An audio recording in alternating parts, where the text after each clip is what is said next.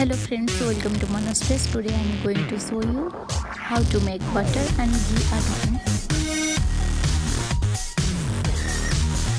प्रथम भल भाव क्षीर को बॉयल कर ठंडा हाँवा पर सर बाहर कर सर जहाँ आम मलाई कहे से बाहर कर कंटेनर रखिदे आक फ्रीजर भितर रखिए मलाई कर्ड गोटे स्पून आड कर